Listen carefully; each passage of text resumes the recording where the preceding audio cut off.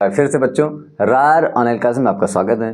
तो बच्चों मैं फिर से आपको एक बार एक कहानी लेकर आया हूँ। कहानी बहुत ही रोमांचक भी है और प्रेरणात्मक भी है। आप इससे कुछ सीखेंगे और समझेंगे कि कैसे जीवन की राह को आसान बना सकते हैं, कैसे हम अपने जीवन को और थोड़ा बेहतर बना सकते हैं।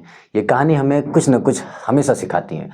तो ये कहानी एक उन दिनों की है कि एक राजा अपना राज्य में शासन करता था और इसकी मंत्री की एक आदत थी कि वो हमेशा यही कहता था कि जो हुआ अच्छा हुआ। मतलब हमेशा कुछ भी हो जाए राजा के साथ में, या कोई घटना घट जाए या कुछ नई बात हो जाए या अच्छी बात हो बुरी बात हो, उसका मुंह में केवल एक ही बात रटी थी। वो कहता था कि जो भी हुआ अच्छा हुआ।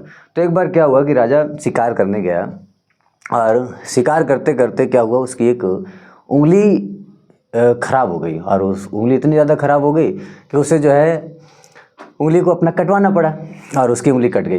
तो जब उंगली कट गई तो मंत्री ने भी ये कहा कि जो हुआ अच्छा हुआ। इससे राजा क्रोधित हो गया कि बताओ मेरी उंगली कट गई और इसे लगा पड़ा है कि जो है मेरा सब अच्छा हुआ।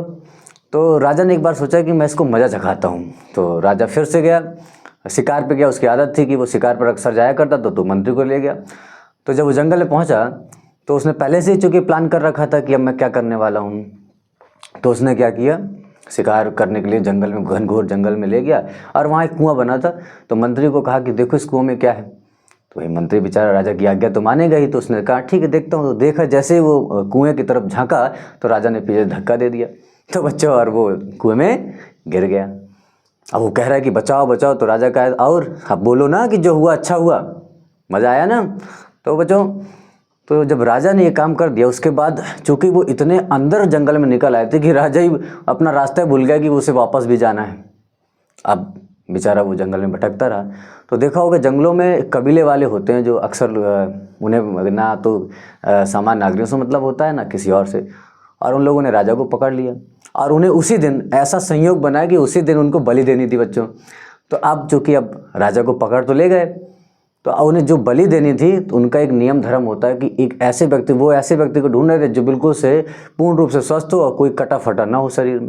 तो जब उसको पकड़ के ले गए, पकड़ के ले जाने के बाद भाई नहाया धुलाया उसका बढ़िया से, जैसे किया जाता है अपना किया। तो उनके लोगों ने देखा कि इसकी तो उंगली नहीं है। तो देखा उनको तो बलि ऐसे लोगों की चाहिए थी। अब जो कि अब देखो अगर मंत्री हो सकता था, अगर मंत्री कुएं में ना गिरता तो मंत्री को उठा ले जाते, उसकी बलि दे देते। लेकिन संयोग देखो कि जो मंत्री था वो कुएं में था और जिसका बलि लेने के लिए जिसको लिवा गया उसकी उंगली नहीं थी। तो उसे उंगली नहीं तो इसलिए छोड़ दिया, उसको छोड़ दिया। तो राजा को एक बात समझ में आई कि मंत्री सही कहता था कि जो होता है वो अच्छे के लिए होता है। उसको दिमाग में ये बात समझ में आ गई और उसने फिर क्या किया कि खैर जैसे तैसे वो पहुंचा अपने सैनिकों के पास और सैनिकों को लिवा कर आया और फिर अपने मंत्री को निकलवाया और फिर मंत्री से माफ़ी मांगी, क्षमा मांगी और कहा कि आप सही कह रहे हैं, जो होता है अच्छे के लिए होता है।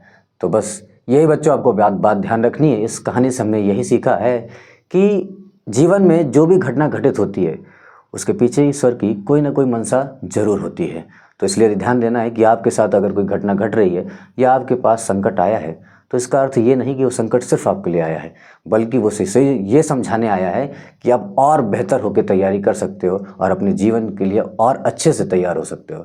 तो ठीक है, तब तक के लिए बच्चों यही बात मुझे आपको बतानी थी और ये ध्यान रखिएगा। और अगर कहानी अच्छी लगी हो तो लाइक, शेयर, कमेंट और चैनल को सब्सक्राइब जरूर कर लीजिए। तब तक के लिए जय हिंद।